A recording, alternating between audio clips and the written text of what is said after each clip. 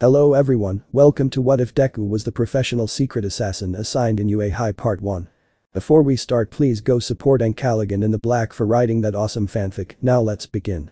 This is the translated version I made. There will be some wrong he or she calling here because it's translated, so let me clear this. Deku is a male in this story. Chapter 1. In a world where quirks exist, being what gives people powers while those who did not have one were called quirkless, society had heroes who fought against the villains who at this time were hidden. But the most important thing happened at UA, with a green-haired boy who was in his dorm room. Izuku. Uraraka-chan, we finished the homework. Uraraka. Yes. The two of them stayed talking until he received a call. Izuku. Something happened, Uraraka-chan. Uraraka. No, I forgot that tonight is girls' night. Izuku. Well, goodbye, Uraraka-chan. The girl left while Izuku only began to relax in his bed, being calm without problems in the place, but his phone began to ring in a tone that Izuku recognized, so he would answer with a little annoyance. Izuku. Yes, Ken, another mission. I thought we already talked about this. Well, I'll be there in a few moments. The boy cut the call so he could come to his desk, and then he turned on his computer so he could start typing on it until he ended up in a business class. Izuku. Seriously, those bastards dared to do this. The boy went to one of All Might's posters, where he took out a key, followed by going to another part, where he took out a kind of box which he took the password from, and ended up opening it with the key. Izuku. And when I thought I would be retired, but they won't leave me alone. He said this while looking at two automatic pistols and some coins that looked like pure gold, with the girls. Uraraka. Hello girls. May. You were busy with Izuku for a while. He looked at her with a mischievous look, making the girl blush. Uraraka. Nothing like that happened, I swear. Momo. Anyway, let's get started with our night. The girls spent a while talking among themselves and ended up acting as detectives because they were talking about the boys. Mina. Why do you think Todoroki doesn't use his fire much? Toru. It's obvious that he still resents his father. Uraraka. As they think Tokoyami's dark shadow is in the darkness. Momo. Maybe one day we'll know. Sayu. I'd like to see who wins. Kaminari's beams or Hawayama's laser. Jiru. Girl, look at this. The girls approached to see Izuku wearing a black shirt with blue pants and a leather jacket on the street until a van stopped in front of him, which opened although no one could see their faces since the van was black with dark windows like those of celebrities. Izuku just got in as if nothing had happened. Uraraka. Almost every day Deku-kun leaves at the same time and we never know when he'll come back. Mina. How about we go into his room to find out what he's hiding or waiting for him to come back? Toru. Sounds like a good idea. Momo. It's not good to violate Izuku's privacy from him. Toru. But don't tell me you're a little curious to see that he leaves at the same time and that when we ask him, he always changes the subject. Jiru. It's true that he knows how to change the topic at the right time without us noticing. Sayu. Apart from that, for a few milliseconds you can see a bit of seriousness. The girls looked at each other to nod and go to Izuku's room, as curiosity ended up getting the best of them. When they arrived they tried to open the door, but they couldn't because it was closed. Uraraka. It's closed. Momo. Aizawa-sensei has an extra key to this and the director. Mina. How many keys are there? Momo. There are 4 for a single room, 1 for the person occupying it, another for the teacher, another for the director, and the 4th is in a drawer that is in the director's room. Mina. Let's go. The girls went to see Aizawa in a part of the place. Uraraka. Aizawa-sensei. Aizawa. You can tell what's going on since they're not in the dorms. Mina. We would like a little help. Aizawa. What about? Toru. We know you have an extra key to Izuku's room and we were wondering if you. Aizawa showed a serious face, causing the girls to shut up under the gaze of their teacher. Aizawa. Don't go into Izuku's room or any of his classmates. The man left so the girls could go to Nezu's. Nezu. Can I help you with something? Uraraka. Yes, it's about Izuku. Nezu. What's wrong? Momo. If you can give us the extra key to look for something in Izuku's room. The director became a little serious, being noticed by the girls. Nezu. Don't go into your partner's room. If it was just that, then goodbye. The girls returned to Uraraka's room. Jiru. It doesn't make sense. What is Izuku hiding? Mina. When we mentioned looking for something from their room, both Aizawa and Nezu got serious. 11. Momo. They know something about Izuku that they don't want us to know. Toru. But what are they hiding? Mina. I have a good idea. Sayu. Which one? Mina. Toru is invisible, she can enter Izuku's room, and when he leaves his room she starts searching while we take care of seeing when Izuku returns. If he returns we will let Toru know. The girls looked at each other so they would start thinking about what the pink-haired girl said, who only had a smile waiting for the girls to accept. Uraraka. Sounds like a good idea. Sayu. We can take advantage of Toru's quirk. Momo. Aside from that, one of us can see through the window if Izuku comes back while Toru opens the door for the others to make it easier to search. Jiru. We better try to talk to him sometimes, I say it would be a good idea. Uraraka. If we talk to him, he might get suspicious. Toru. But it would be better to try that. Elsewhere, Izuku can be seen wearing a gala suit which was pure black. Ken. Izuku, are you ready? Izuku. You know what, I'm always ready. Ken. What's the plan? Izuku. Ryu Sniper is in charge of covering us, Len covers Ryu, Ken comes with me, along with Lysis, Barry and Nox. The boys and men just agreed for them to get out of the van, and just as Izuku said, Ryu and Len stood in the part of a construction to cover the sniper from afar. Izuku with the boys went to a part to enter, the boys walked while looking at the people passing by. Ken. When does the party start? Izuku. Calm down, just wait a little, now. Izuku with his pistol shot 6 people who were with machine guns around the place to sound an alarm alerting everyone. Ken took out a shotgun to shoot 3 guys coming from the right, Lysis only took out a machine gun with Barry so they could shoot from behind, and Nox with a machine gun shot from the right. The boys shot while walking without problems, finishing off everyone. Izuku was in front shooting with the pistols without any kind of problem until he was in front of a door. Nox. Behind that door is our mission. He said this while checking a kind of device he had on his forearm which showed some images of people. Nox. With 30 people inside. Izuku. Everyone to the side of the door. They listened to Izuku step to the side to grab the knob about to open it, but he pulled his hand out when he saw someone shooting with a mini bun, not letting them pass. Lysis. At this rate we won't be able to get through. Izuku. Calm down, Ryu can take care of you. Ryu. Yes. The guy from the sniper shot through a window hitting the head of the guy who was shooting, but before anyone took his place from him, another 3 died from Ryu's shots who was acting as if nothing had happened. Izuku. Throw them. Barry threw some grenades which exploded, causing everyone to move away. Izuku. Come on in, let's go. The 5 of them entered to start shooting everyone who was in the place. Well, if some of the guys didn't cover themselves well, they ended up killed by Ryu. Ryu. Hey Len, are you bored? The guy only looked at him for a few moments to see through the cameras how some people were coming up so he could take out a shotgun. Man 1. The sniper shots are in that room. Man 2. Let's finish those bastards off once and for all. Man 3. They will die for having messed with us. When they were about to open the door, the first one ended up with a shot in the chest, causing him to fall to the floor dead, while another tried to enter, but covered himself in time from the shot. The 2 remaining men looked at each other to nod, and when they were about to send a grenade, his hand flew through the air from a shot from Len. The grenade falling to the floor caused a 3rd man to start to leave, so that the nade would explode, but as the 2nd was holding his hand in pain, he couldn't avoid the explosion ending up dead. The 3rd only crawled on the floor, since his legs were affected. Man 3. Damn bastard. Len left the room to walk and shoot the 3rd man, killing him. Len. I'm not having any fun at all, actually.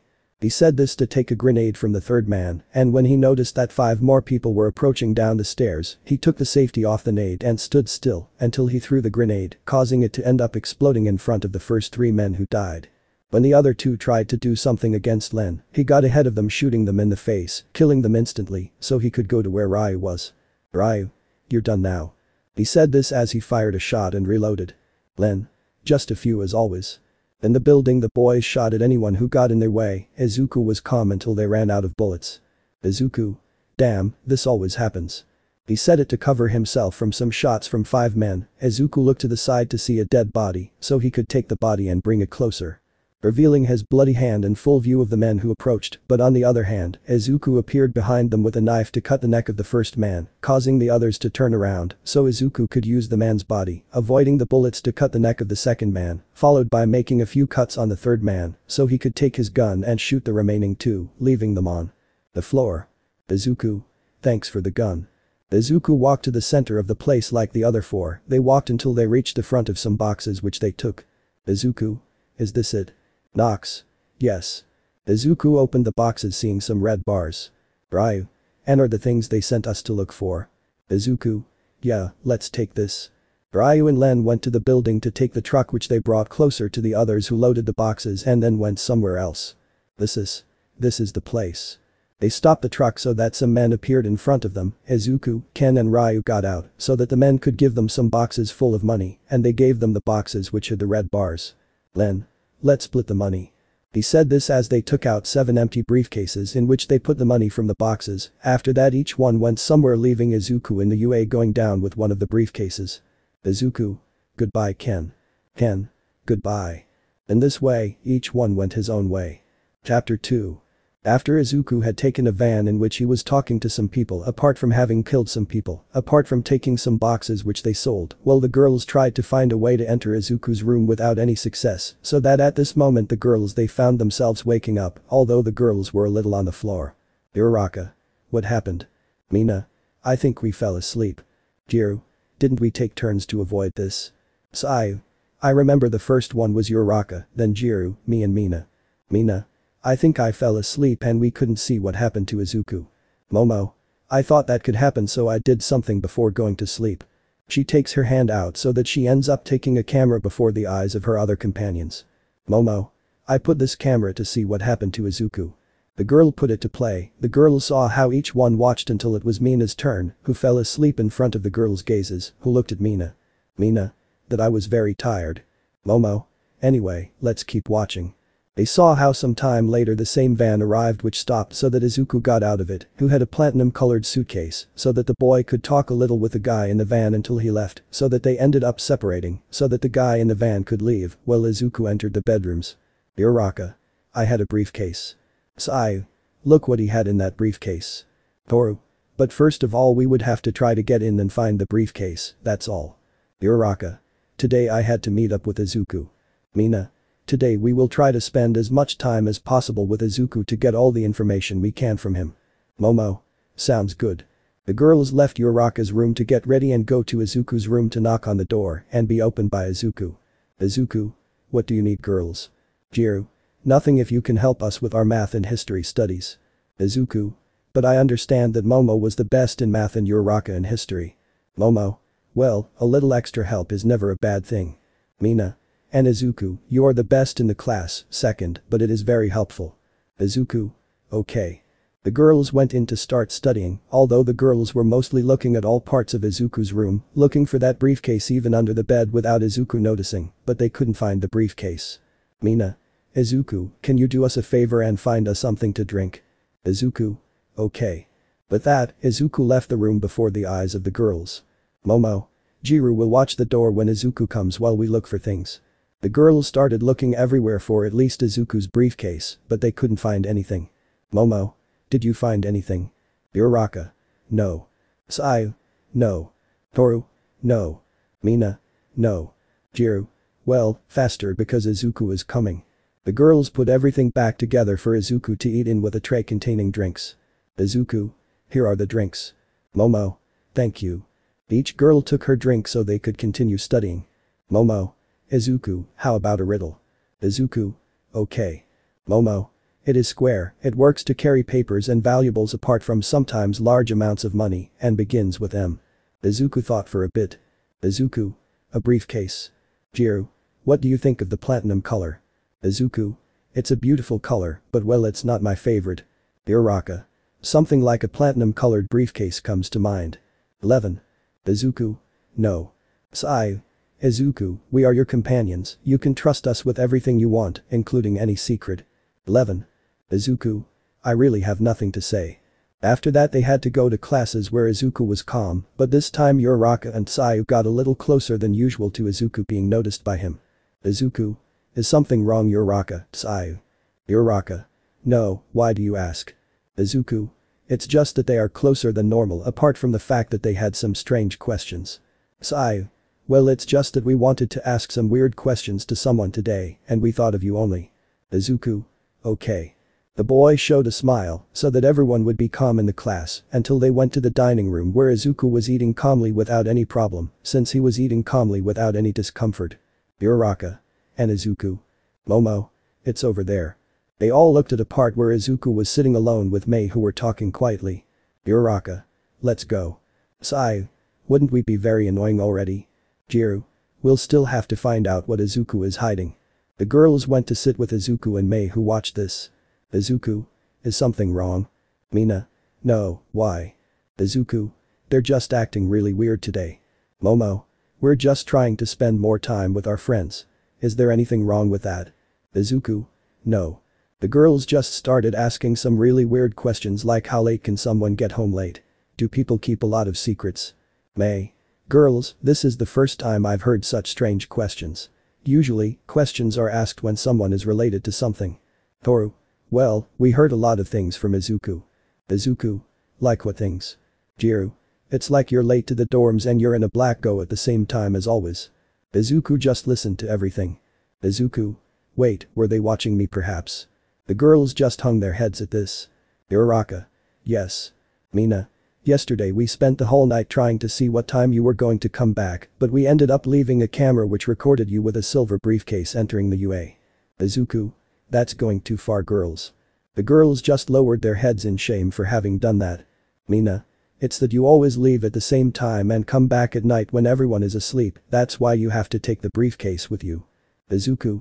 The same briefcase that I gave to Nezu because he sent me to look for it and the people I was with are my friends from somewhere else. Someone can't be calm without being bothered, literally Bakugo and his friends have been bothering me my whole life, and now that I'm calm, it turns out that my classmates are watching me.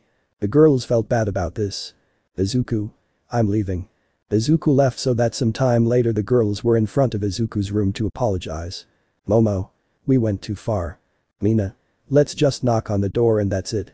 When they were going to knock on the door they noticed that it was slightly open and even more so when they heard something. Izuku. Hey Ken, just a mission, well I know the others are busy, bye. The boy hung up so the girls could go to their rooms. Momo. It seems that something strange is happening with Izuku. Mina. Then we have to continue with this. 4. 5. Time passed until a part arrived where Izuku left the dorms at the same time as always, so that he would leave before the eyes of the girls. Although the girls noticed that he had a very serious look, Izuku walked until he was in front of a building. Izuku. This is the building and I have only this assignment. He said this while looking at his phone which had a picture of the building and a box he came to pick up. Izuku. Let's get the party started. I take out a machine gun and enter the building by knocking on the door.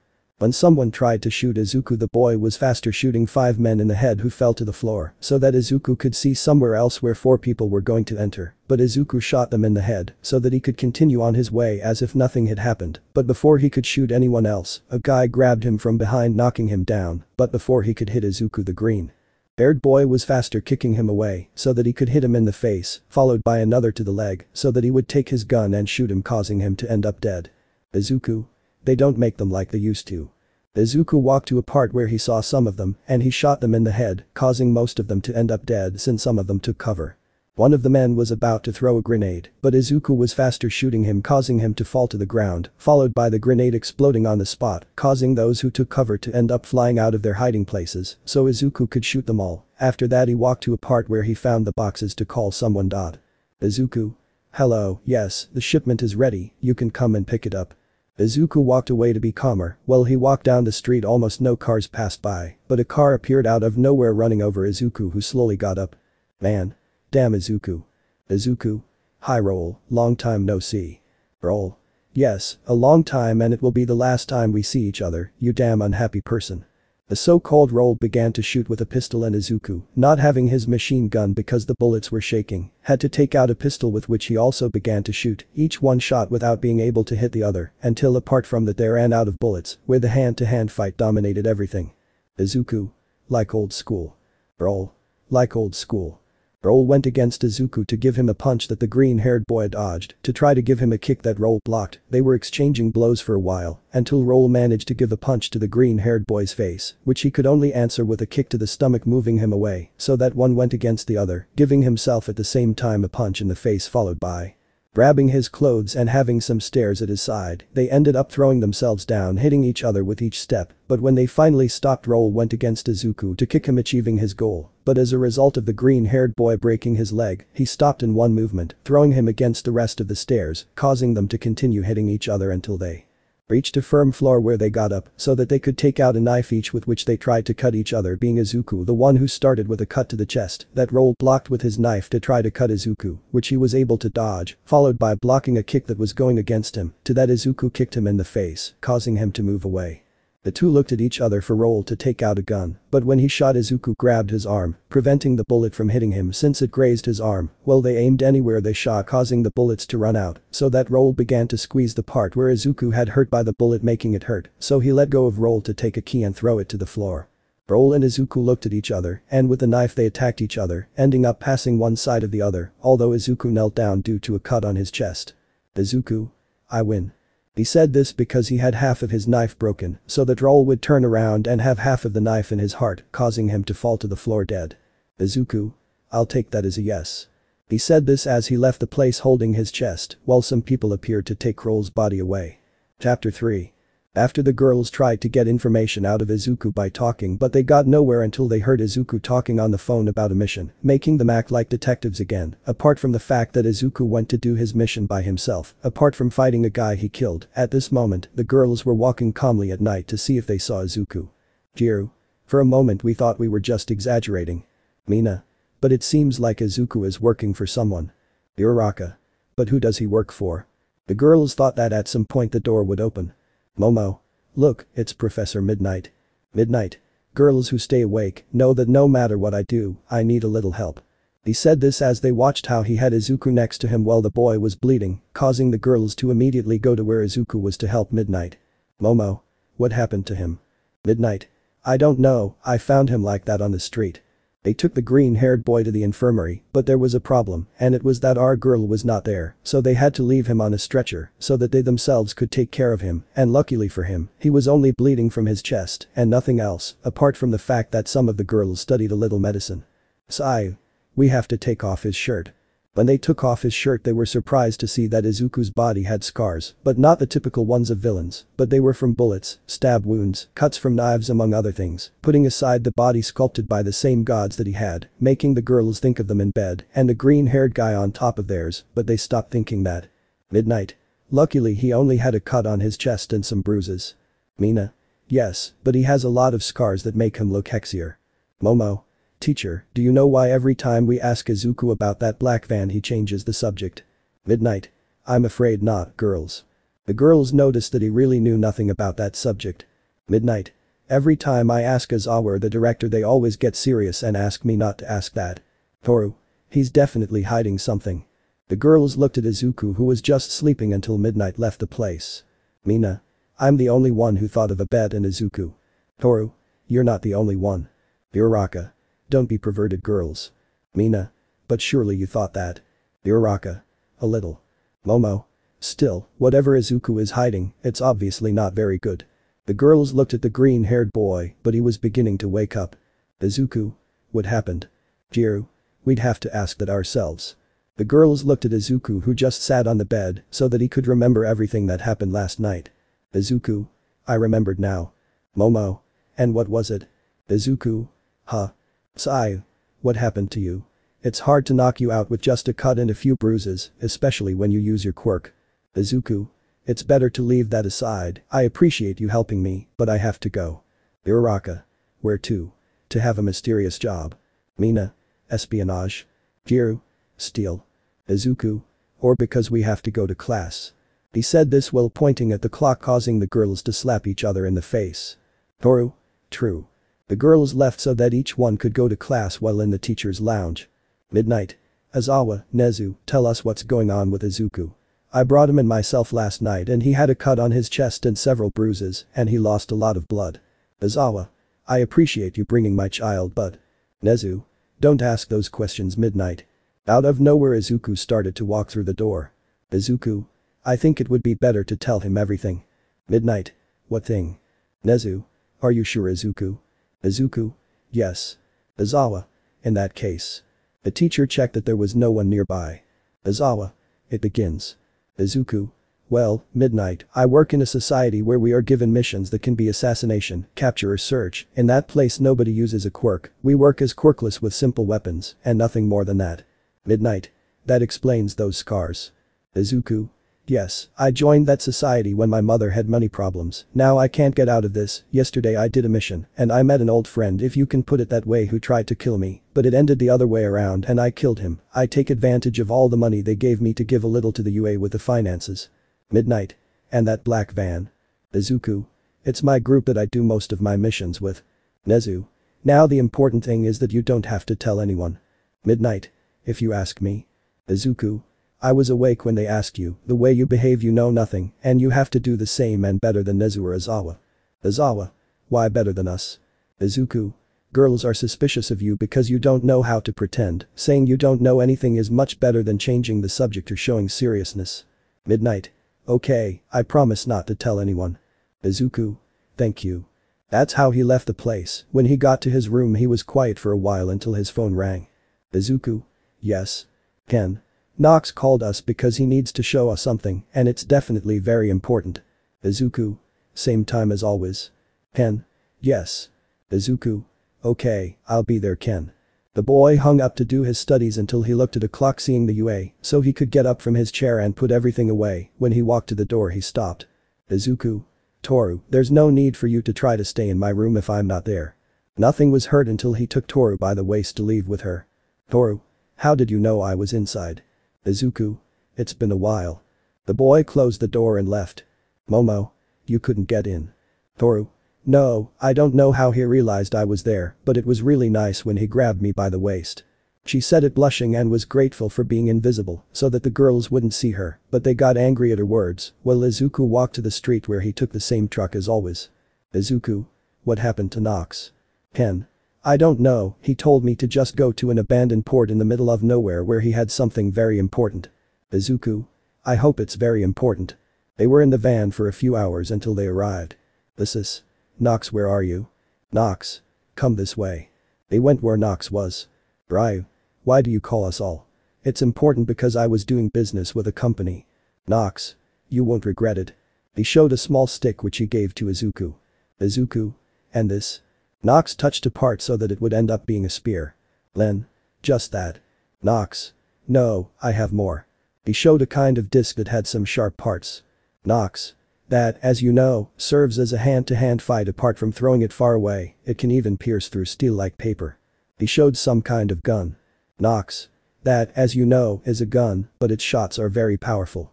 He said this so that he would shoot at a container, making a hole in it. He took out some kind of bracelet that he put on, but some claws came out of it. This. I like it. Nox. And it gets better. He takes out another gun that he put on his shoulder and shoots it at a container, making a hole in it. Nox. Shoulder cannon. Now he showed a very strange kind of mask. Nox. With this mask they can handle the separate shoulder cannon that is used to be able to be in a cloud of toxic gas. Apart from having heat vision, they can see in the dark and can translate any language. Ken. And this. He said it with a kind of bracelet. Nox. That serves as a kind of multi-purpose, it can show maps, work as a tracker, it can make us invisible. He said this by pressing some buttons making him invisible and returning to normal. Nox.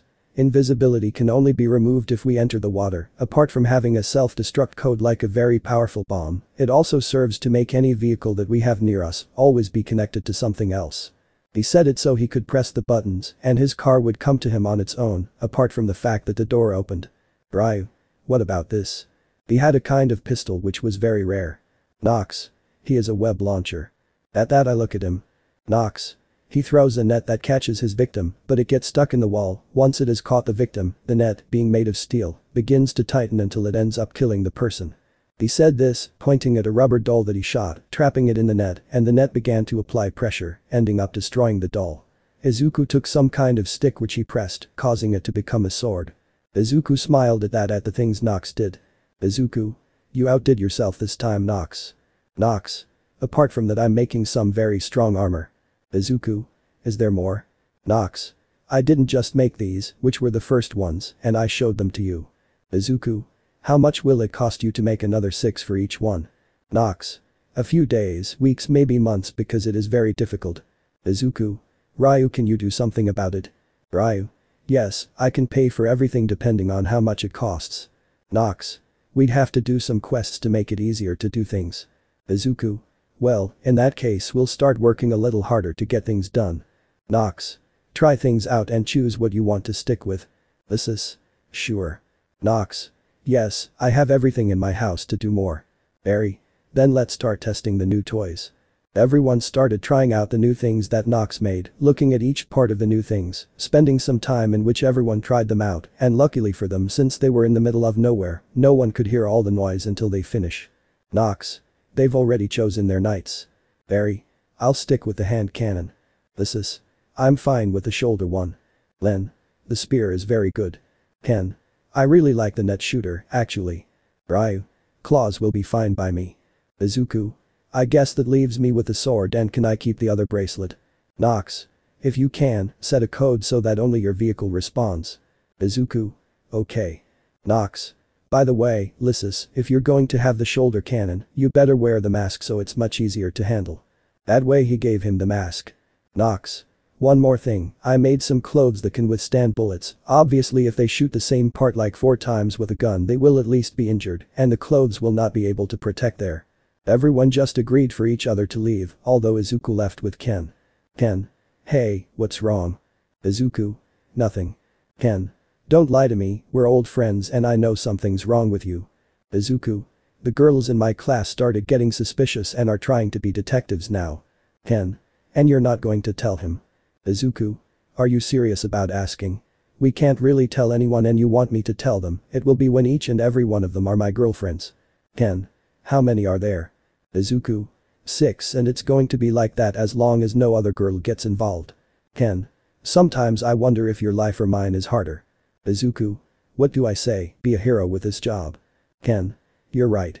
The two arrived at a part where he was in front of the UA so that Izuku could get out of the van and go to the building saying goodbye to Ken.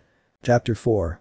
After Izuku had finished at UA being helped by the girls and Midnight, so that Izuku ended up telling Midnight about his job, apart from going to a part where there was no one, so that Nox could show him her new experiments in which each one stayed with Nox's experiments. At this moment the girls were right by the window seeing the entrance of the UA.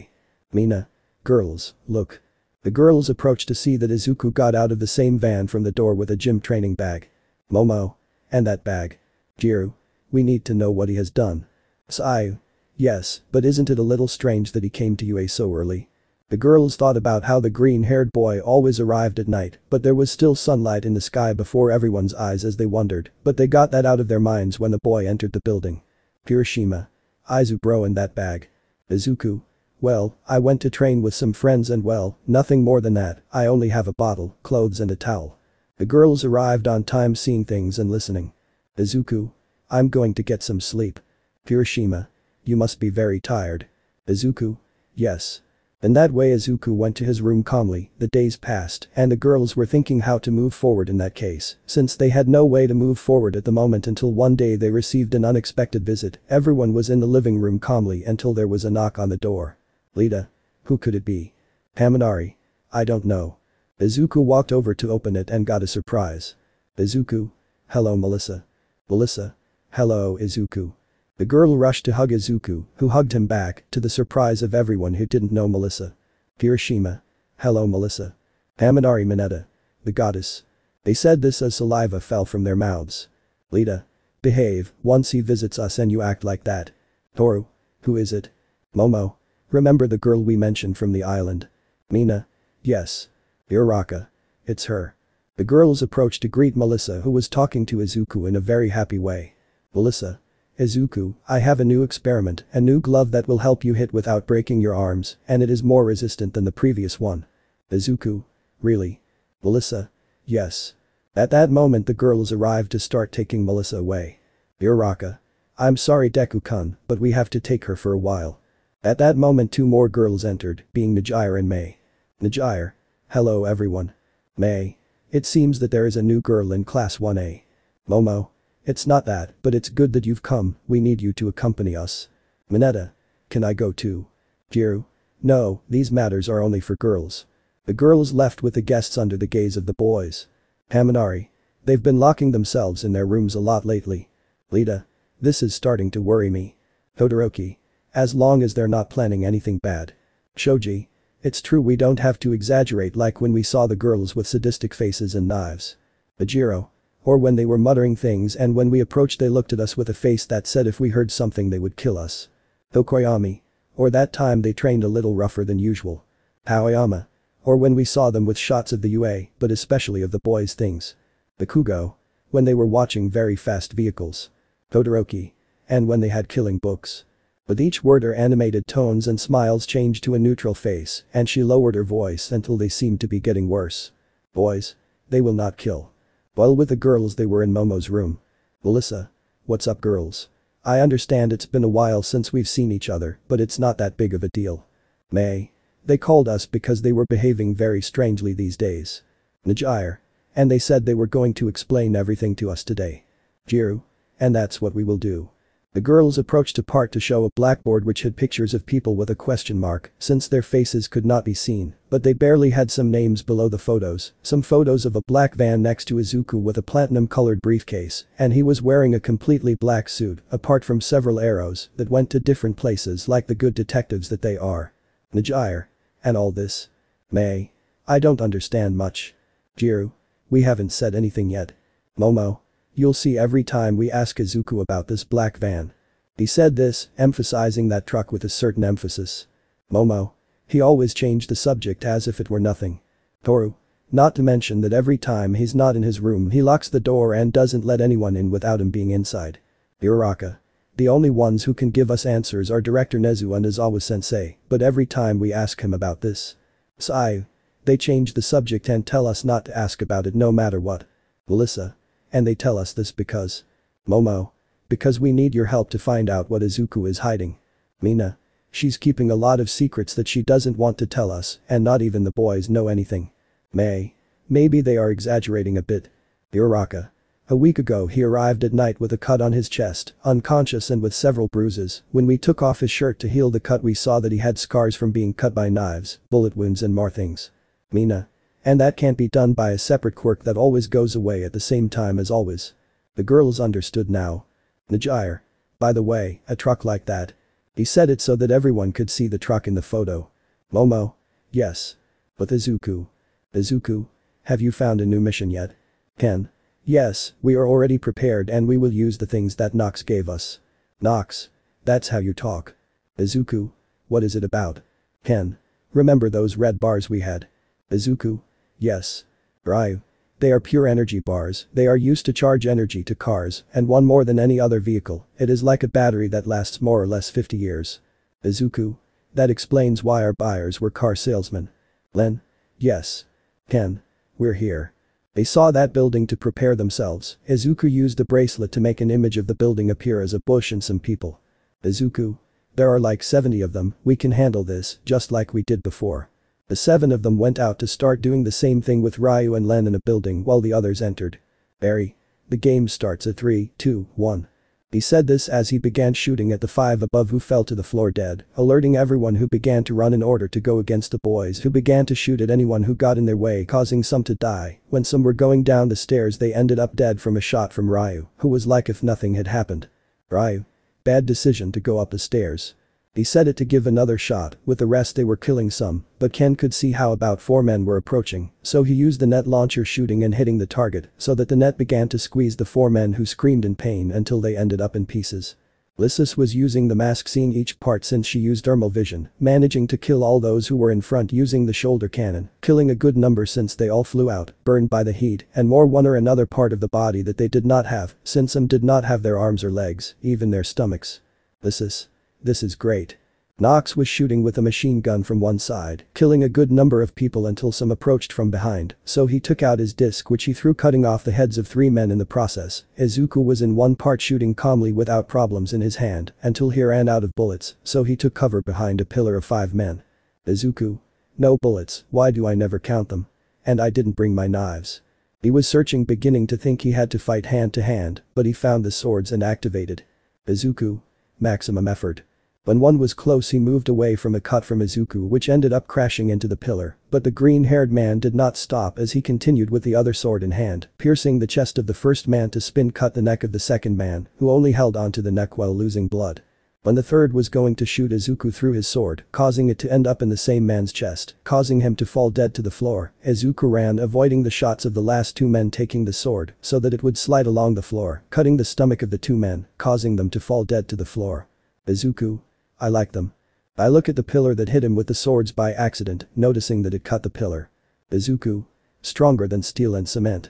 Izuku touched a bracelet to end up being invisible and continue with the massacre. Ryu calmly shot without problems in his hand, but Len looked through the cameras at 10 men approaching with machetes. He just went to where he was while he took out the spear. Len. A bit of fun. The 10 men went against Len, who blocked their cuts with his spear, and with a few movements he cut the necks of 2 men, followed by attacking with the tip of the spear to the chest of one, going through it as if it were paper. Another came from behind, but Len sent the spear back, causing it to also go through the chest of the 4th man. Len made the spear smaller to dodge the cut of another 2 men, so he kicked one in the neck, followed by a punch to the other, knocking them to the ground. When one approached, he used the spear to pierce his head and took it out, only to kill the 2 that were on the floor, leaving only 3 which went, so that Len with the spear pierced a shoulder, followed by the heart of the 8th man to end up killing the 9th. The 10th man tried to escape, but Len threw the spear, hitting him in the head. Len. Lots of fun for one day.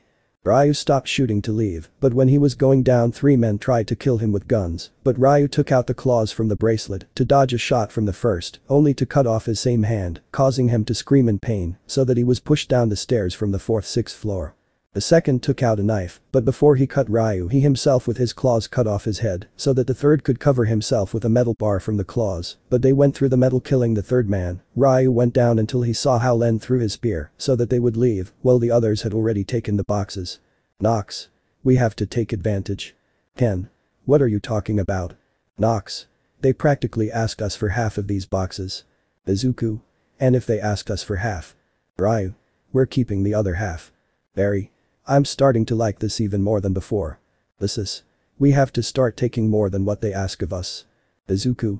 Then we'll start doing that, we'll keep what's left and that's it. In this way everyone came to an agreement. Chapter 5. After the girls met Melissa, apart from having spoken with Najire and May about the subject of Izuku, apart from the fact that he was with the boys doing a mission without any problem, killing everyone who tried to kill them, apart from having half of the merchandise for themselves, at this moment you can see the van stopping at a dock in front of some people. Izuku. Put on your masks. The boys put on masks so Ken and Ryu could go down with Izuku. Man. I still don't understand why they wear masks. Izuku. You see, Sir Lord, we are very careful when doing business. Lord. True, being the best at this, how can we not care too much? Anyway, do you have my 10 boxes? Izuku.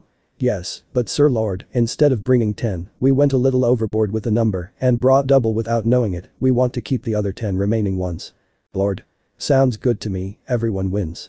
In this way, Lord's men took the 10 boxes that they had to take, while leaving another 10 boxes with money. Izuku. As always, it's a pleasure doing business with you, Mr. Lord. Lord.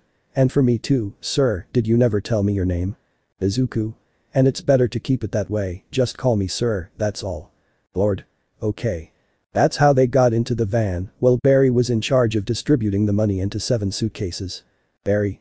Someday I will kill that wretched lord. Izuku. Calm down, we'll just have to hold on a little longer, and then one day he'll be of no use, and we'll kill him. Lysis. I still don't understand why they want to kill him. Barry. The damn thing sees us as inferior people who can be easily changed. Izuku. And he's kind of right about how we can be easily changed, but we're unique since we're the best at our job. Ken. That's true. Len. What are we going to do with this energy? Izuku. Each one takes a part of that, we are going to distribute it along with the money, only we will leave that in the boxes that are there. Nox. That seems fine to me, but I want the 3 empty boxes for myself. Barry.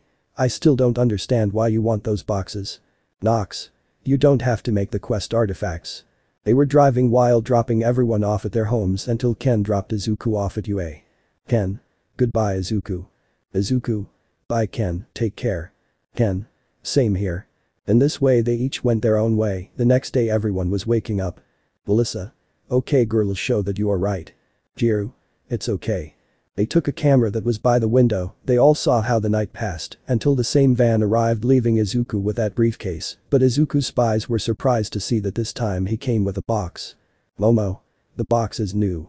Uraraka. What do you think it contains? Toru. It's the same as that briefcase, it's impossible to know. The girls were thinking of a way to see what was in that box and briefcase. Melissa. Now that I think about it, I used to sneak into the labs, and they had great security with the doors closed. I can open Izuku's room, obviously when he leaves the place. May. Sounds like a good plan. Hey, you do experiments, right? Melissa. Yes. May. To pass the time we'll start talking about some experiments until Izuku leaves. Mina. That's right, it sounds like a very good idea. Momo. Well, we try to see some solutions with these clues that we have. The girls agreed while elsewhere Izuku woke up to get up and see that he didn't put the briefcase or the box away. Izuku. What a studious person I am, if someone had come in yesterday they would have seen him and taken him away.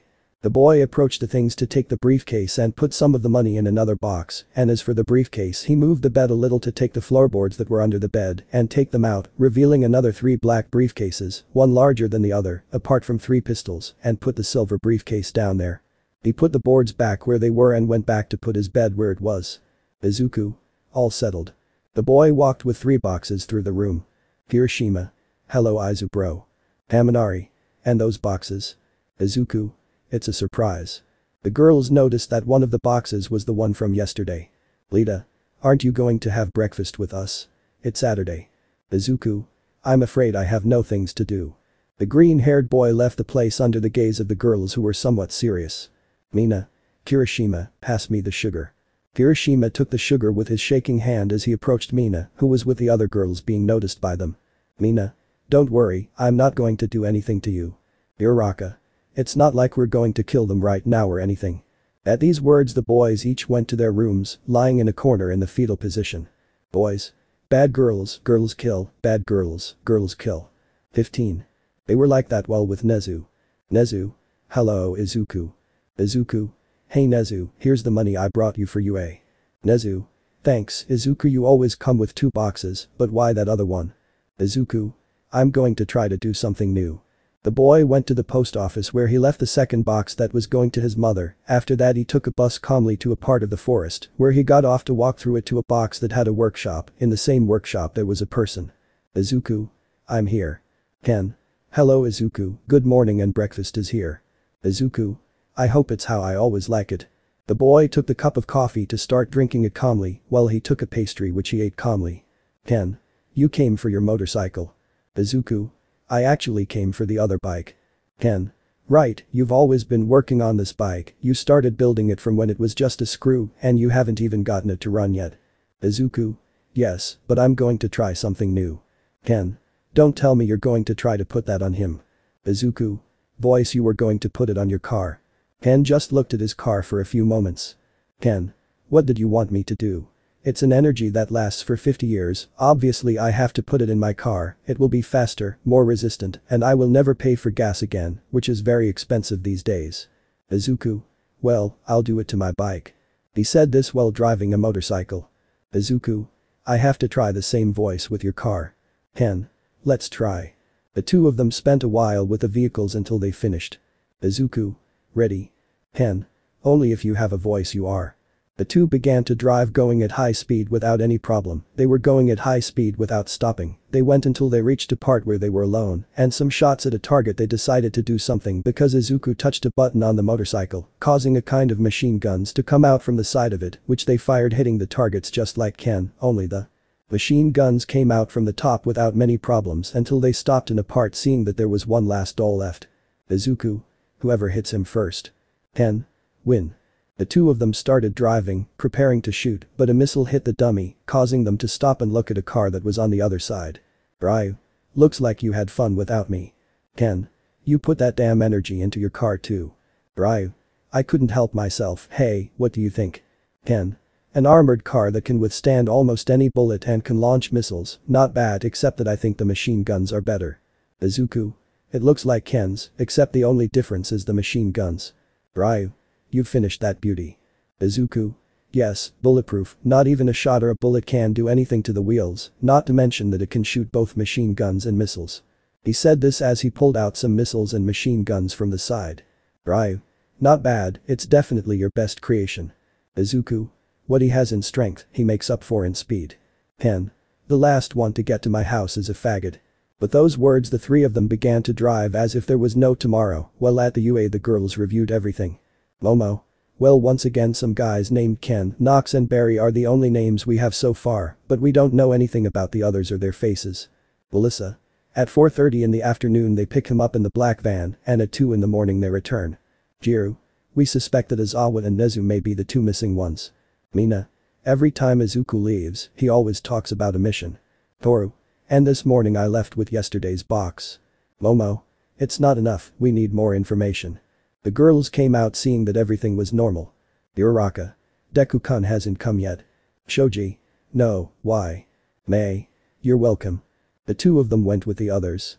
May. Girls, it's time to enter Izuku's room. The girls went out to see that no one was there, so they decided to start opening the door without any problem, achieving their goal and entering the place to close the door. Melissa.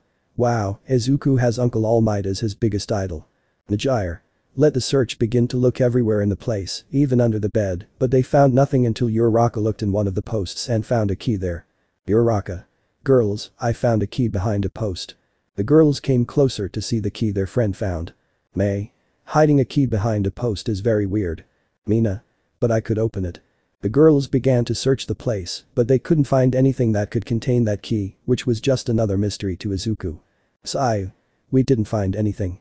They heard the door open, drawing the girls' attention, so Izuku could end up entering, taking a big surprise to see the girls in his room, but before he entered, Uraraka kept that key. Izuku. Girls, what are you doing in my room? The girls were thinking of a way to get out of this, since they were going to need a miracle, but luckily one of them had an idea. Momo. We were planning to surprise you, but since we had just arrived we couldn't do it, but oh well, surprise. He said it with a smile followed by the others who were nervous. Girls' minds. Let her believe it. Izuku looked at him a little strangely but put on a smile. Izuku. Okay, sorry if I ruined the surprise. The girls were relieved by this, but Momo had an idea. Momo. Izuku, since you're here, my parents asked me to bring a boy from my class to go to my house, since the girls always go there and I thought of you. What do you think? Izuku. I'm fine with that, but if you'll excuse me, I have to change. The girls just agreed to leave Izuku's room. Mina. A little more and he would have discovered us.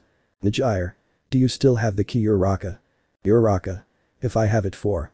He started to touch everything, but he couldn't find the key. Uraraka. Where is the key? In Izuku's room you can see him with a smile on his face while holding the key in his hand. Izuku. A surprise and hiding the key, a little lack of inspiration in the excuse, but they were good. He said it to start changing himself. Chapter 6. After Izuku gave part of the money to Nezu and sent another part to his mother so that she could finish her motorcycle once and for all, along with Ken and Ryu, who appeared at the place apart from the girls who tried to go see in Izuku's room, but the boy appeared at the moment they were still inside. Now you can see the girls waking up and having breakfast quietly. Melissa. Momo, why did you tell Izuku about going to your house? Momo. I did it because that way he'll be somewhere else for a while while you guys go back to find that key and what it's for. Uraraka. Sounds good. Mina. Then let's do this once and for all. The girls got ready until Izuku walked out of his room calmly in just a white shirt and black pants. Izuku. I'm ready now. Momo. Well, let's go, the limousine is already close. Izuku left with Momo before the eyes of the girls, who when they saw that the boy left with his friend, began to search again, but saw how the boys were in the hallway in front of Izuku's room playing. Melissa. Damn, it's going to take me at least 3 minutes to open that door, and they're there. Mina. It would be better to have a backup plan. In the limousine Izuku and Momo talked about trivial topics for a while until they arrived at a mansion where they got off. Izuku. Is this your house? He said this in amazement at the enormous place. Momo. Yes, come in. The green-haired man entered to see the interior which was very large, but they began to hear the echo of the steps of heels so that he saw a dark-haired girl coming down the stairs which represented elegance itself apart from having some features of Momo. Momo. Izuku, she's my mother Yui. Izuku, hello Miss Yui. Yui. Hey Izuku, looks like you're the first boy my daughter brought home. Izuku only had a kind smile. Yui. Daughter, come and introduce him to your father. Momo just agreed for them to walk to a part where there was a lit fireplace that illuminated the place while on the sides there were some wines and books. The man was in an armchair with his back to the door since he had a direct view of the fireplace apart from having a glass of wine in his hand and a fan in the other. Yui.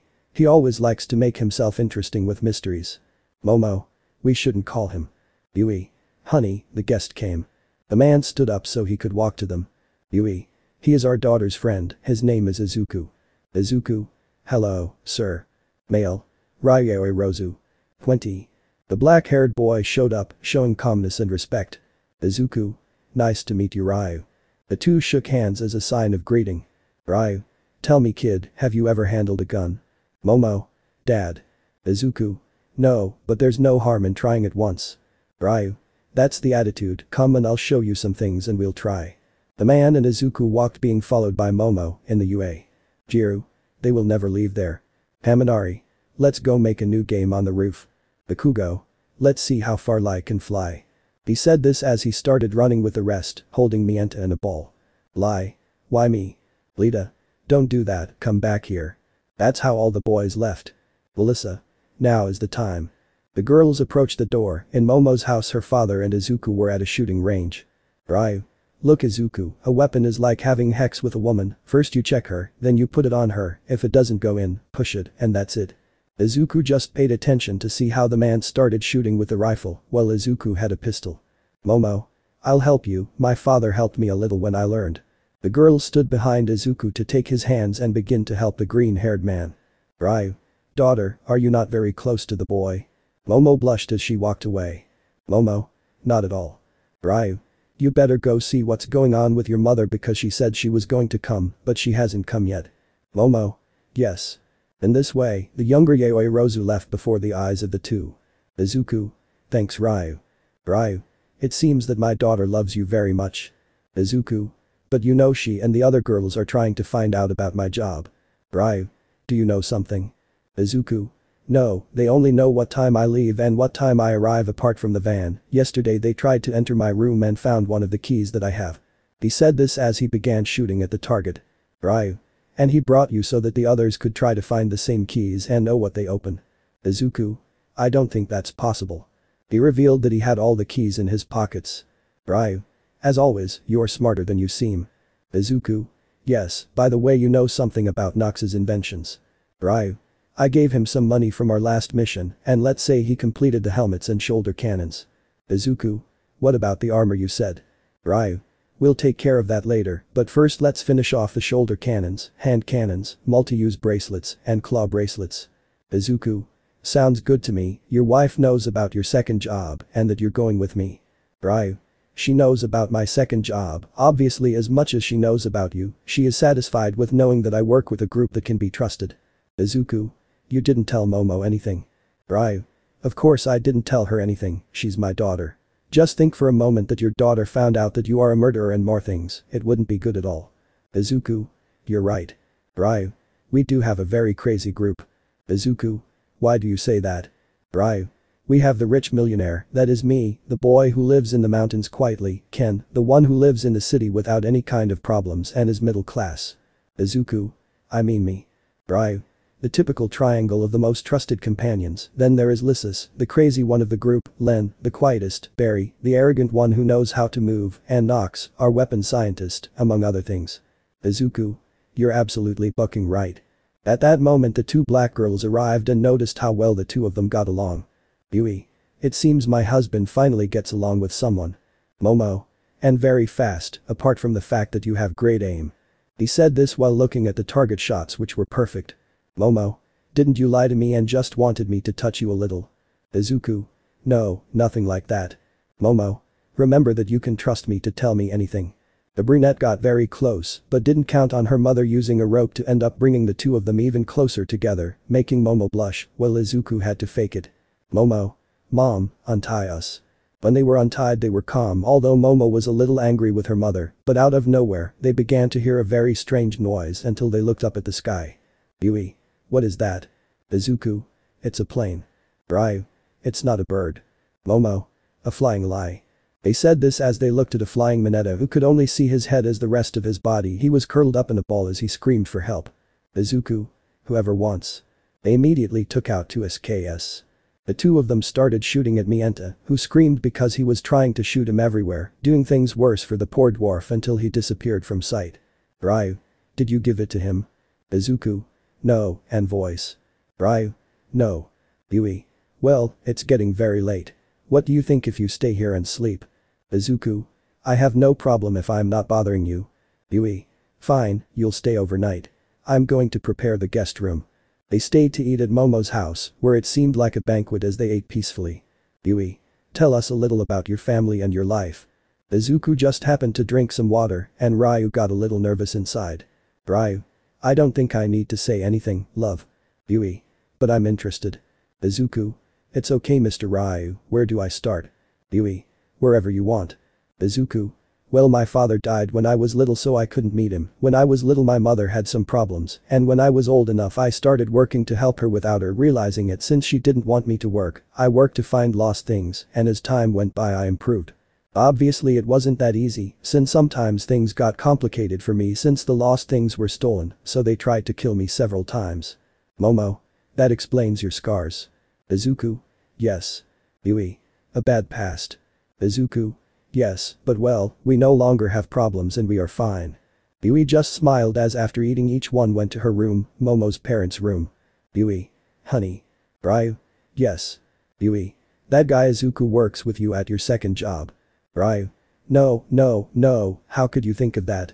In a second Yui had Ryu in bed since she was on top of him. Yui. You can't fool me, love, I know you very well, and you once told me that a green-haired boy was in your trusted group and was one of the 3 people in that triangle of trust. Ryu. But there are a lot of green-haired people. Yui. But none of them, having very bad aim, only finished second with great aim as an expert, apart from the fact that when Momo left I was watching and listening to everything.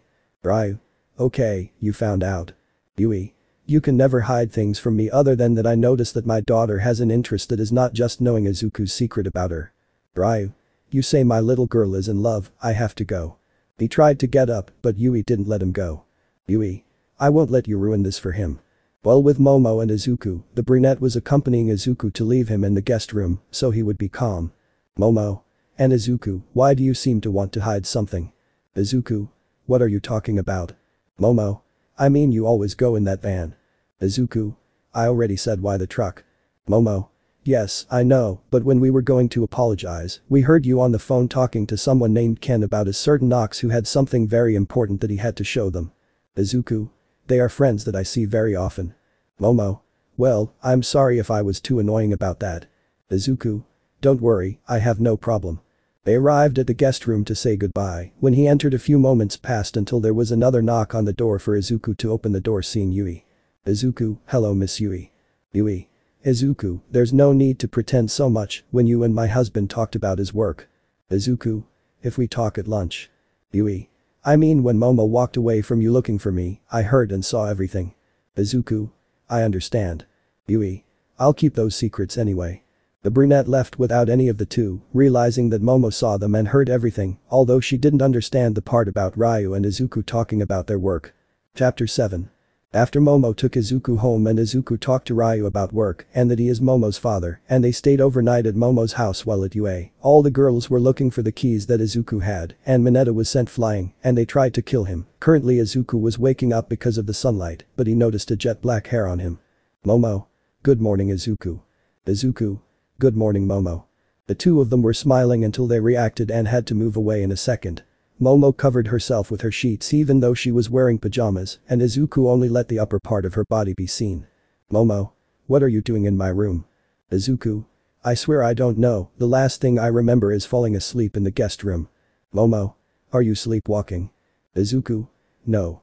The green-haired man noticed something in Momo's closet, so he moved a little, even noticing a small detail on the door. Izuku. Is there a camera inside your closet? The girl looked to see that Momo's mother came out of the closet with a camera in her hand. Yui. Hi guys. Momo. Mom. Yui. Let's say I brought Izuku to your room and took the opportunity to record this moment. Izuku. Did you stay up all night? Yui. In fact, I stayed behind to take turns with your father. Ryu came out of the closet, tied from head to toe. Ryu. I didn't agree with that. Yui. I don't care. The brunette showed a smile that made him shut up after they went to have breakfast to be calmer until they had to return to the UA, although Ryu and Izuku were talking about a small topic. Ryu. Izuku, in a few hours we have to go with Nox, they have to tell us some things and give us others. Izuku. Okay, I'll go. Ball with Momo and Yui. Yui. Daughter, I know you're trying to find out about Izuku. Momo. Mom, don't think I brought him here for. Yui. Aside from the fact that you are not only interested in that secret, but you are also interested in a few other things about it. Momo blushed at that, so she and Izuku went to UA, where they had to enter the dormitories where they entered to see the rooms, and Izuku went to his seeing that everything was normal while with Momo. Momo. Did you discover something? Mina. No. Toru. Looks like he took the key before anything else. Momo. He is very intelligent. Uraraka. Aside from that, they sent Mineta flying through the roof. Momo. I already knew it. Melissa. How? Momo. Izuku and my father shot at him but missed. Meanwhile in the living room the boys were eating quietly until someone came through the door. Haminari. As long as you're still alive. Bakugo. Don't expect that. Hiroshima. How long did you fly for? Before he could say anything, the dwarf Izuku ran to Mineta to look at everything in detail, not leaving any detail out, but all he could see were wolf bites and scratches, and more than one scratch on the floor and trees. Izuku. Damn. I throw Mineta to the ground to leave. Hiroshima. What happened? Mineta. Izuku and a man tried to shoot me in the air, but they didn't hit me. Haminari. So you flew very far away. Mineta. You don't know how much I hate you. Classes went by normally so the girls could sit quietly on the roof. May. They remind me why we are here. Jiru. We think we'll have a wider range of vision, and if we're lucky we'll see the van's license plate and we'll be able to track it wherever it goes. Momo. Girls, some things happened at my house that I found out about from Izuku. Mina. Speak.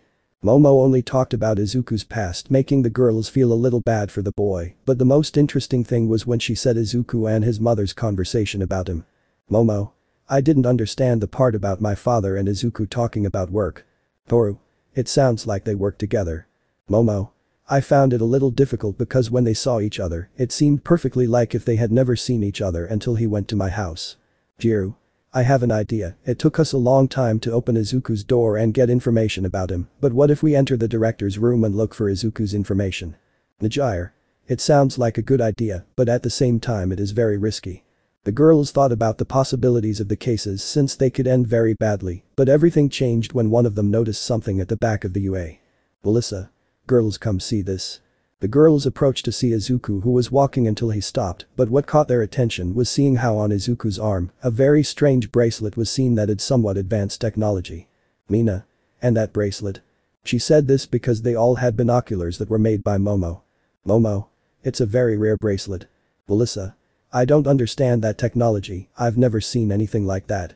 They saw how he touched some buttons, so that in front of him appeared that motorcycle which looked like it had a lot of technology apart from being equipped for war, so that Izuku could see how the boy began to drive away from the UA. Mina. I didn't think Izuku could handle it. May. Unless he had so much money. Najire. But I have never seen that type of motorcycle, and it seems a bit difficult to me that it would be for sale because it does not exist until now. Mina. Another thing for the list of things Izuku never showed or told us. List. Who is Ken? Who is Nox? What does Izuku do? What is Izuku hiding? The truck. Briefcase. Strange motorcycle. Strange bracelet. Mina. Ready.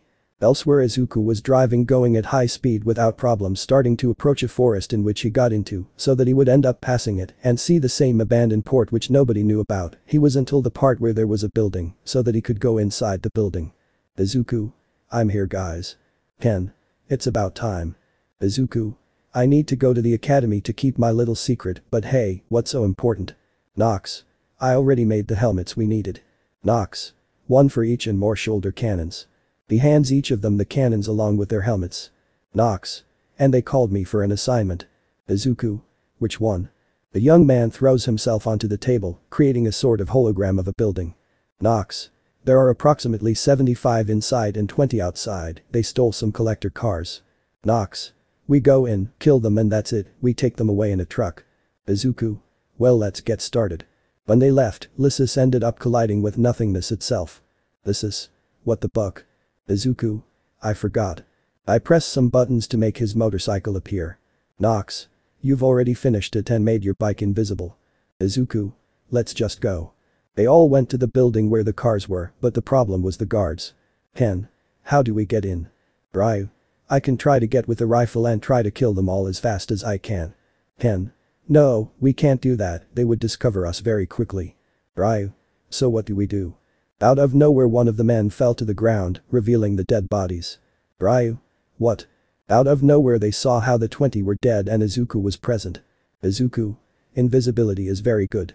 Nox. I'll definitely need to make more of those bracelets. All agreed. Izuku.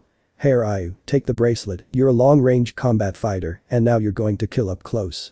I handed him the bracelet so he could go in and get a knife. This is when the slaughter begins. Ken. When a body falls it all begins.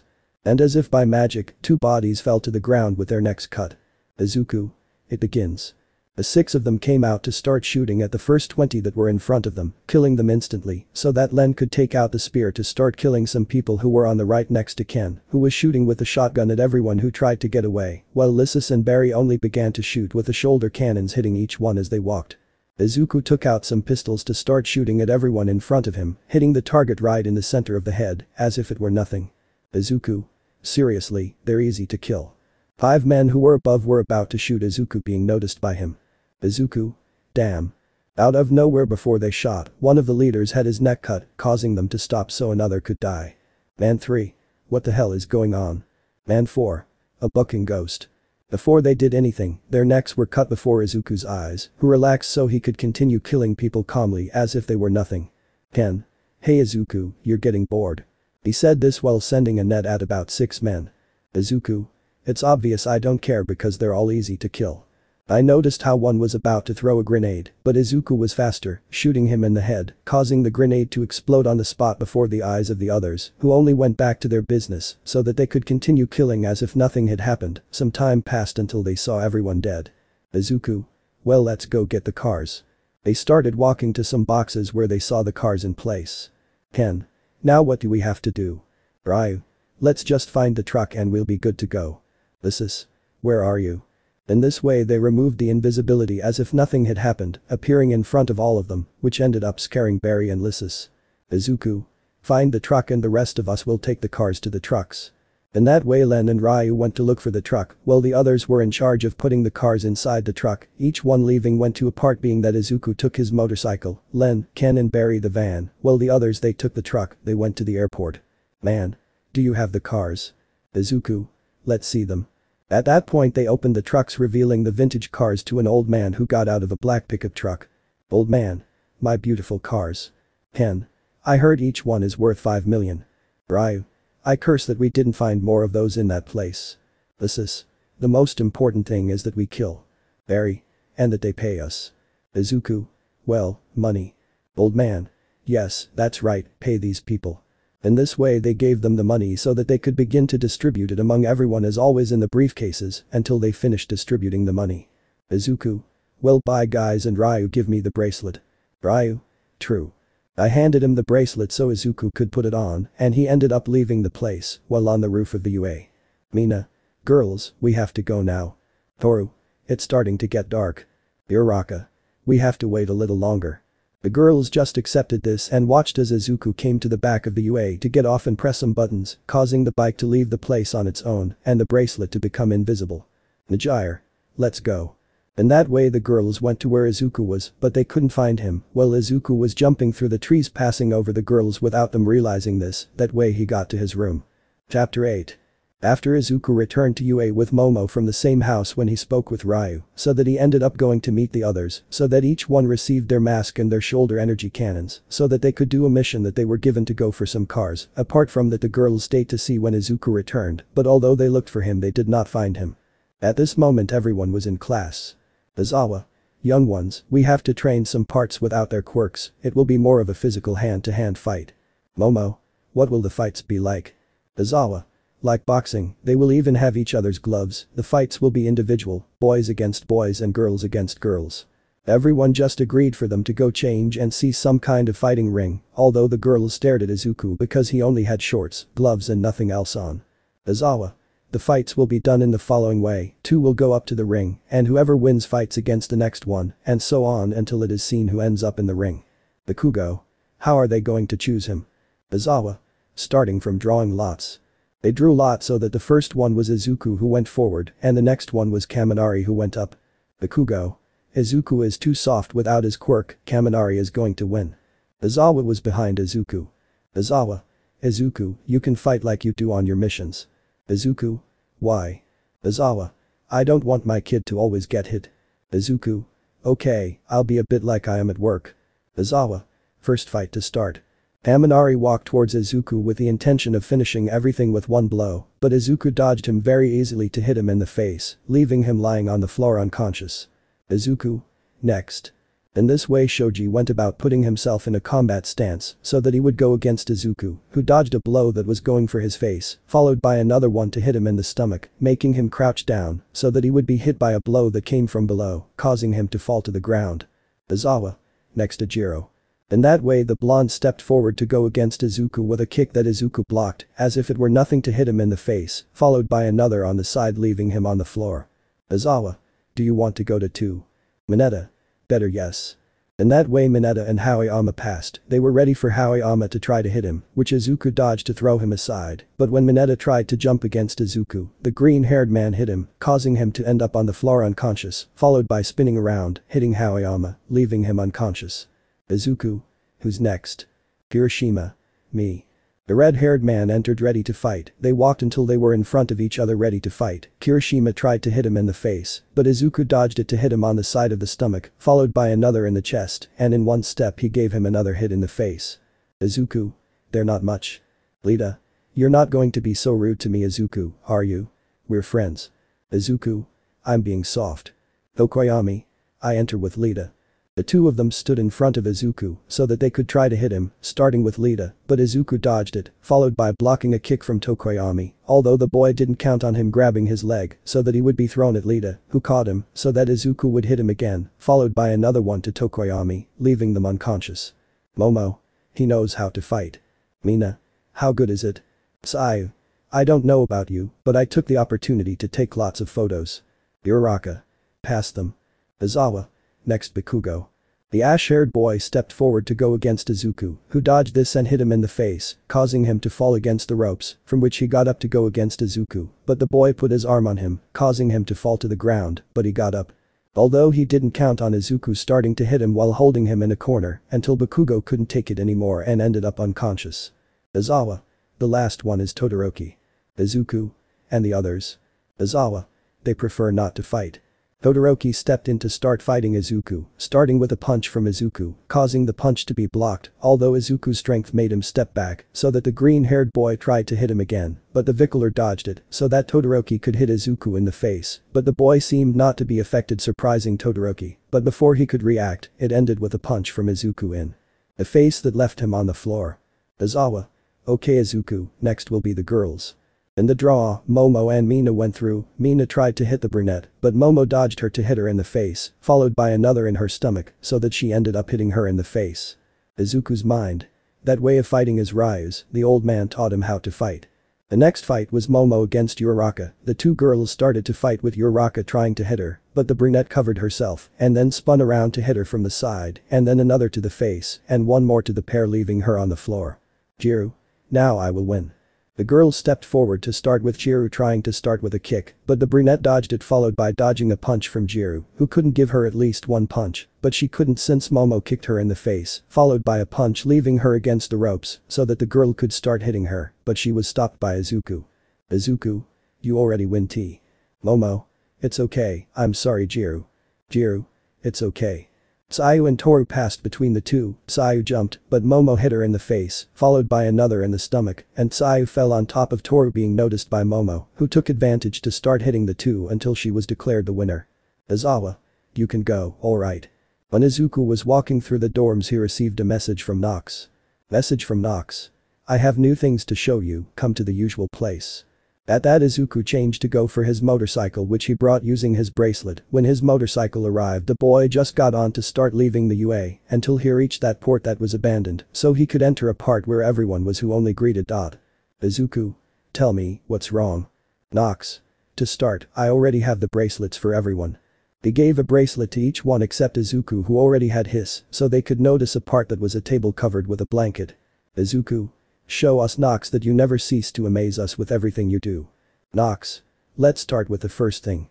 From the table I take out something very strange. Nox.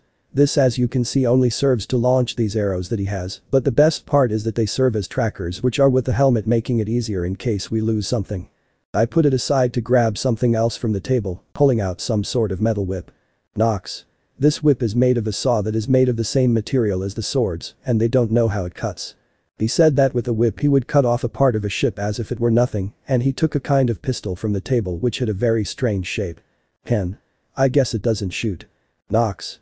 And you're fine, this is used to collect DNA, so that we know what the blood is from, whether it's a human, a bear, a wolf, if you understand. Let's move on to the next one. I take a first aid kit class that I show to everyone. Knox. A first aid kit, although when used it becomes very painful, and believe me, you would not like to end up injured to use one of these tools. Ryu. Do you have anything else? Knox. Yes, one last thing, and I saved it for the grand finale. The man began to search but could not find what he was looking for. Knox. Where is it? Izuku. What thing? Knox looked everywhere until he saw Barry playing with a jar, which he immediately took out. Knox. Are you crazy? Barry. Not much, why? Knox. This is practically the most powerful acid in the world. It was very difficult to find where to leave it, believe it or not. I literally had to go looking for a meteorite to find a place to leave the acid. Izuku. You certainly left us all surprised. Knox. Of course, by the way, I got a job. Izuku. What about? Knox. A man lost his son in the mountains and is curious that it was a bear that hired us. Izuku. Alright, let's go. They all went to the forest, where Len was the one who went into the forest. This is. Why are we looking for a bear if there are no bears in Japan? Ryu. It is believed that there is one in this part. If we find it, we will catch it and take it to its natural habitat. Ken. And we will do that. Len's voice began to sound through a communicator. Len. I found the bear. Izuku. Use the arrows. Len. Okay. Barry. Why? Izuku. If you shoot the bear, it will feel the damage and won't know what attacked it, so it will run home and we will follow it. Barry. Good. Len. Ready. The 6 of them put on their helmets, seeing a red dot being the bear. Izuku. Let's go. The 6 of them started running towards the bear, who stopped at one point. They ran for a few minutes until they stopped in front of a cave in the mountain. Izuku. Ready, we found it. Ryu. Now. Izuku. Hide and switch to tranquilizers. Ken, you'll be in charge of getting him out. Ken. It will be a pleasure. When everyone was hiding, Ken took out a device with which he began to make noises like a defenseless animal, causing the bear's attention to be drawn, which began to come out of its cave little by little until it could be seen in the center. Izuku. Now. The boys immediately shot the bear, causing it to make a noise of slight pain, so that it fell asleep on the ground, and they began to enter the cave. Izuku. Ken and Len are in charge of watching the bear, the others accompany me. They entered the cave to see it completely, staying for a few minutes until they found something. Ryu. I found it. They all went to see a boy who had passed out with a cut on his arm. This is. I'll leave it here for the winter. Izuku. Too bad he won't have anything to eat for the winter now. The 5 of them carefully took the boy to the truck. Izuku. Lysis heals his wounds. Lysis. Yes. Izuku. The rest of us are going for the bear. They went to where the bear was to take it to the truck where they left it. Ken drove for a while until he reached a house. Man. Did they find my son? Izuku. Yes, your son is fine, and we brought the bear that had him in his cave. The bear is totally drugged and will not wake up for another 11 hours or so. Well, your son only has a wound on his arm. Man. Thank you. Izuku. We're just doing our job. Just like that, Izuku and his team left. Chapter 9. After Class 1 had tried to do a kind of hand-to-hand fighting apart from Izuku going with his group, seeing the new things that Nox did, and each of them had a multi-use bracelet and were going to do a rescue mission. At this moment Izuku was going to UA on his motorcycle without any problem. While at UA, the girls were planning something. Momo. Well, let's go and look for the room keys. Jiru. Yes, but why aren't May and Melissa going? Melissa. We are working on something really good and we need to do it. May. It will also help Izuku's investigation. Uraraka. Well, let's do this. The girls left to start going to Nezu's office, which they entered without problems, since luckily the door was open. Toru. We are very lucky. Uraraka. Let's just find where the keys are. The girls agreed to start searching through the principal's office, while Izuku was on the bike already in front of the UA, so he could get off and send the bike to its place while he entered. When he entered, he noticed that Nezu's office was on. Izuku. That's weird, maybe I'll go see what's going on. The girls searched everywhere, but one found something very interesting. Mina. Girls, come see this. The girls came over to see a class of papers. Momo. These are the papers of all the students of the UA. Jiru. It's not what we're looking for, go back to where you came from. Momo. No, wait, those papers have more information about Izuku. The girls just looked at this so they could start looking for Class 1 and see where Izuku's name was, but they heard someone approaching, so they were alerted until Midnight entered. Midnight. Girls, what are you doing here? You have to go to sleep. Momo. We were looking for the director and since the door was open, we went in. Midnight. Well, the director is not here, so you can go. The girls left even though they had the papers inside their clothes. When they were leaving UA to go to the dormitories, Izuku was on the roof of the buildings. May. Did you find anything? Sai. We have some papers that have the information of all the students at UA. Melissa. Okay, we just need to find Izuku's. When the girls searched through their clothes, they found nothing. Najire. And the papers. Momo. I don't know. The girls were searching like crazy, but at UA midnight, she was walking until she saw a green-haired man lying in the doorframe. Midnight. What are you doing, Izuku? Izuku. I was returning from a rescue job. Midnight. But that's for heroes. Izuku. Let's say it wasn't a kidnapping, but that a bear took a boy and we looked for him, but that's not the important thing. The important thing is this. He said this while taking some papers out of his clothes, the same ones the girls had. Midnight. Those are the papers that have the information of all the UA kids. Izuku. Yes, the girls took it among their clothes. You have to take better care of these things, and luckily the girls don't suspect you. Midnight. That's good. Izuku. Yeah, well, I'm leaving by midnight. The boy left in the darkness of the night, and the next day everyone woke up so they could have breakfast peacefully without any problems, although the girls were fast asleep until they woke up. Najire. Now what do? We don't have the papers. May. We have an answer for that. Uraraka. Which one? Melissa. May and I created a small robot that can infiltrate anywhere and has the same invisibility. Momo. It's good, when Izuku leaves we can send this. The girls were brainstorming until one walked through the door. Toru. Girls, you have to listen to this. The girls looked at her because they had never seen her. Toru. Izuku is about to leave again, and this is our chance to get back into his room. May. We actually have a slight change of plans. They all prepared things to be able to watch Izuku. When they saw that he was leaving the bedrooms, they began with their plan by sending the small spy robot which only flew while focusing a camera everywhere. Izuku walked until he took a microphone, being calm, until he reached a part in front of a forest.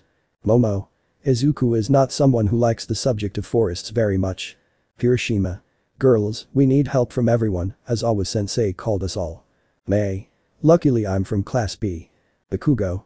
He also asks everyone in the building to leave since they have to do something. Momo. Go, I'll stay and see what happens. May. It's okay, tell us later what happened. Momo. Yes, tell Izawa that I feel bad. The girls left while Momo stayed watching as he walked to a house where there was no one, but he took his motorcycle that he made. He began to drive without knowing that he was followed by the girl's small robot. They saw how he went through some old tunnels until he ended up in an old place, being seen by everyone by the girls. They saw how he arrived at a part where there were more vehicles for him to enter the building like the robot. They saw how there was a table with food where one of the people that Momo recognized was eating. Izuku. Hey guys. Boys. Hello. Izuku. Ken was supposed to wait for me so we could come together. He told it to a redeed that the girls saw. Ken. Let's say I thought about eating more than waiting, but blame Nox, who was the one who called us. The girls focused on the blue-haired boy of the group. Nox. Well, what did you want me to do? I got a good job and I know Lysis will like it. They watched as a blonde boy began to speak. Lysis. Don't involve me in your affairs, knowing that they will pay us well will satisfy me. Nox. Well, maybe Len will like it. The boy was seen who seemed very quiet. Len. If there are people I can fight with, that's fine. Ryu. Talk now. Nox. Calm down, I have to know if Barry agrees. Barry. You can talk about a good time because I'm dying of boredom. Nox. Well, the work is about the 8 precepts of death. Izuku. Don't tell me they want to hire us to get them out of prison because I'm not going to do it. It was hard for me to fight Overhaul that time. Nox. No, it is estimated that the 8 precepts of death are going to escape with the help of the League of Villains. Ryu. And that's where we come in to make sure that doesn't happen. Nox. Yes, apart from one more thing. Izuku. What? Nox. Remember that energy we took? Izuku. Yes. Nox. It is believed that some shipments will arrive within 2 days, and we will be able to take them. Ken. All that information Barry said is not true. Nox. Yes. Barry. Well, the idea is that we will take care of everything, and we will keep the cargo, apart from the fact that there is a businessman who wants to pay us twice as much for the cargo as before. What do you say? Nox. I think it's a good idea, we can have more things for weapons. Ryu. Yes, that's fine with me. Everyone said yes until they saw Nox wearing sunglasses. Lysis. And those glasses? Nox. It's something I'm working on. Izuku. Okay, Nox, go see if you can make the preparations. Len, Lysis will be in charge of seeing the place from afar. Barry, look for more information. The four of them agreed to leave, while only the three of them remained. Ken. We're back to where we were before. Ryu. The three great friends that make up a damn triangle of very old friendship. Izuku. And what do you want us to do? Ryu. When will be the day that all this will end? Izuku. Patience, Ryu, just a little while longer, and when we're all set we'll leave this kind of stuff behind. Ken. But we'll have to think about when. Will we keep in touch? Izuku. Yes, we will keep in touch. I will still see you. I will visit you sometimes when with you, Ryu. It will be difficult to see you more often when all this is over. Ryu. Don't think too much about it. Izuku. What do you mean? Ryu. My wife thinks my daughter is in love with you, and if they end up in a relationship they'll have to start visiting us. Izuku. Yes, everything is fine, very nice, but if we become a couple, we will be together for a while, and if I ever have enough confidence, I will tell him about all this. Ryu. And you're going to have to do it, you don't want your future wife to find out about this kind of thing by surprise. Ken. At least we're up against bad people and not good people. Ryu. I also promised your father a glass of wine that we were going to drink together, I'll need you to drink for him. Izuku. Maybe. Ken. By the way, how are you doing with the girls? The last thing we heard was that they were watching what you were doing outside of UA. Izuku. Yes, but how did they start to suspect? Ryu. The last thing you need is for me to do it for a game they made, and they ended up in this. Izuku. I don't think it was for something like that. The girls were embarrassed because if that was the case. Ken. Tell me, Izuku, which of those girls would you marry? At these questions the girls brought the robot closer. Izuku. To be honest, I don't know who they are all beautiful and perfect with, but oh well, what can I do? After all, no one would want to stay with me. Ryu. Don't say that, I said the same thing at your age and look at me now, I have a wife and a daughter. Izuku was left thinking, but Ken, out of pure curiosity, took the glasses to see everywhere, but noticed something. Ken. Izuku put on these glasses. Izuku looked at him but noticed a sign he made under the table. He looked up, the green-haired man did as asked to see the robot that out of shame did not have very good invisibility, so he quickly took the gun and shot it, hitting the target. Momo. What? I have found out. The girl was like that while with Izuku, the three of them approached the robot that was releasing electricity so that they would get closer and Izuku would take it. Ryu. Someone was watching us. Izuku. Ken, take this to where Nox is and let him investigate where the signal came from and tell the others about it. Ken. With pleasure. Izuku. Ryu, let's take everything from this place and move on, we need a new testing site. Ryu. I think I know where. Izuku. Where? Ryu. I have a private island that only my wife knows about, you can send everything there. Izuku. Okay, let's do this. In this way they took things to begin to leave everything in a truck. While at the UA the girls returned but did not find Momo since she was in her room thinking about everything they saw each in her room, while Momo only remembered something. Flashback. Momo can be seen at the table sitting eating with her parents quietly. Yui. Love, anything new from work? Ryu. No, just some new ones that I'm helping out a bit with. Momo didn't pay much attention to what they were talking about so that time would pass and they could have another meal. Yui. Tell me, how are you doing with the new ones? Ryu. We just formed a new group, they became very good apart from the fact that one of them is the leader and he plans everything very well like his father was before. Yui. It sounds like they became very good friends. Ryu. Something like that, we formed a friendship triangle between a red-haired boy, a green-haired boy and me. Yui. It would be better if you invited them to dinner someday so we could get to know them. Ryu. Maybe one day I'll invite them, you know with work and everything things aren't very easy. End of flashback. Momo. Why stop? Because you never told me anything about this. The girl only thought about why. Chapter 10.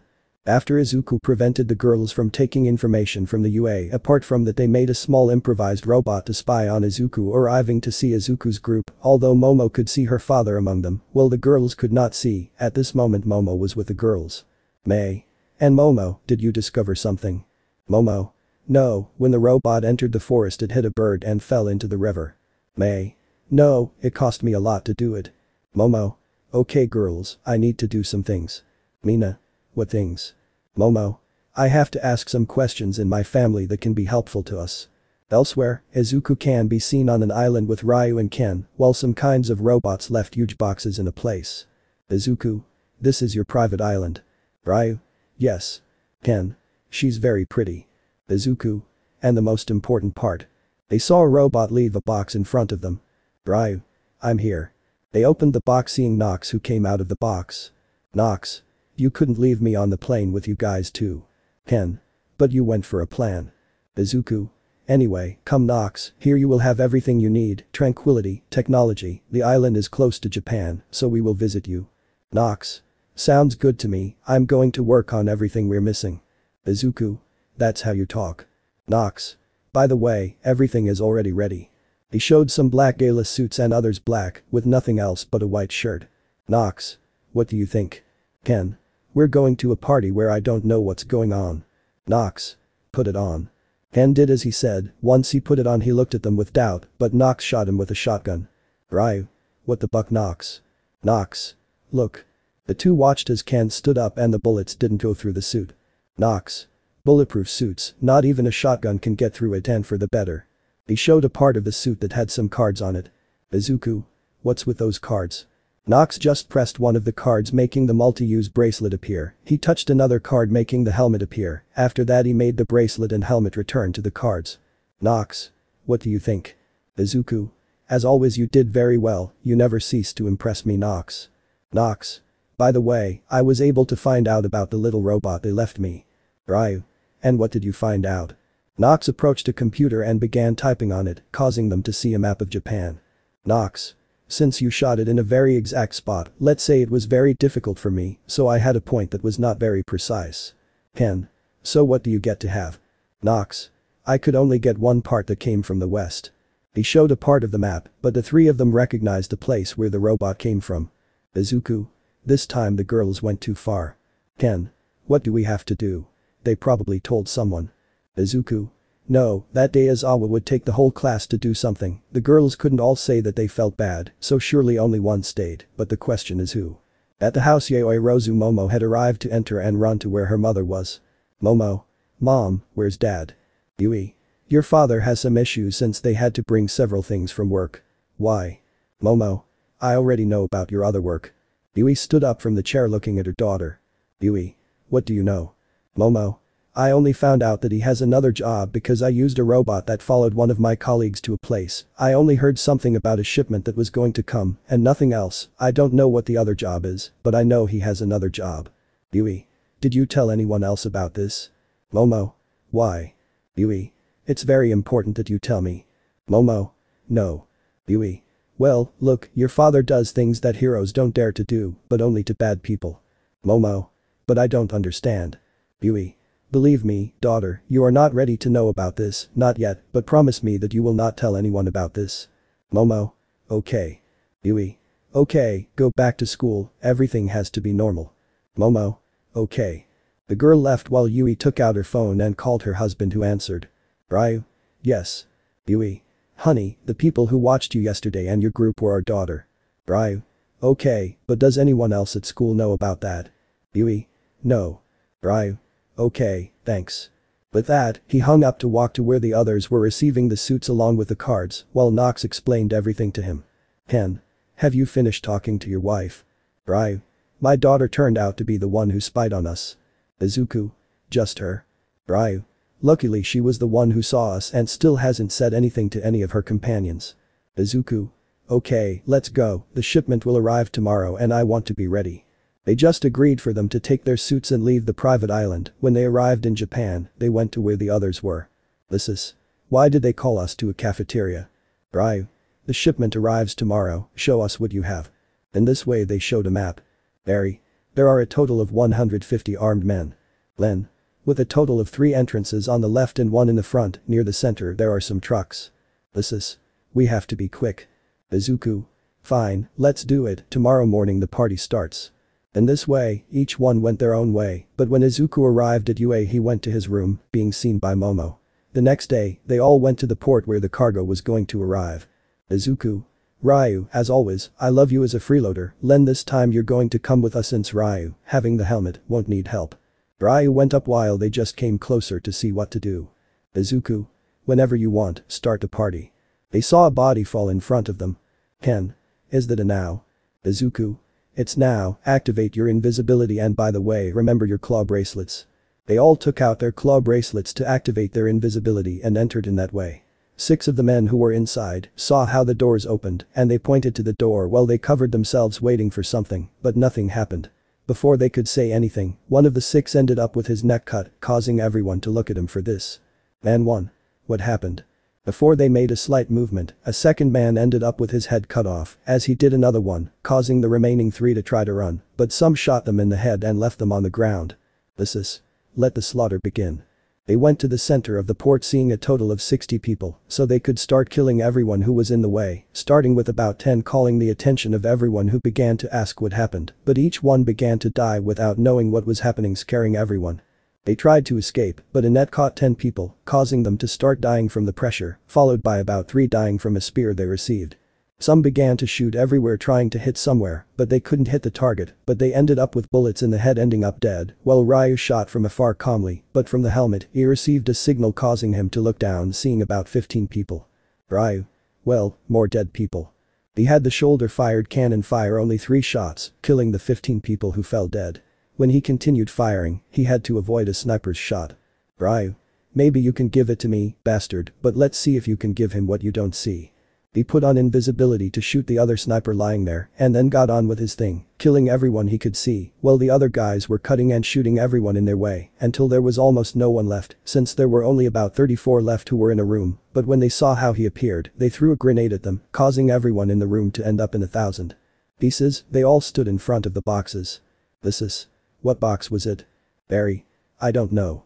He said this while looking at a pile of boxes in the place. Izuku. We don't have much time, put all the boxes in the truck, don't take long. Everyone started putting away the boxes until there were no one left in the place. Along the way they were checking the boxes. Ryu. And they are there. Barry. We have 15 boxes and we have 5 left for ourselves. Ryu. We took 35 boxes, which are in the other 15. Izuku. Just a bit of technology that might come in handy. Ryu. I'll send it to Nox later. They went to an airport where they boarded a plane which was too big for them to put on their masks. Man. And do you have my boxes? In this way, 15 boxes of that energy were lowered. Man. Great, but I don't mean to bother you, but what's in the other boxes? Izuku. It's our business, not yours.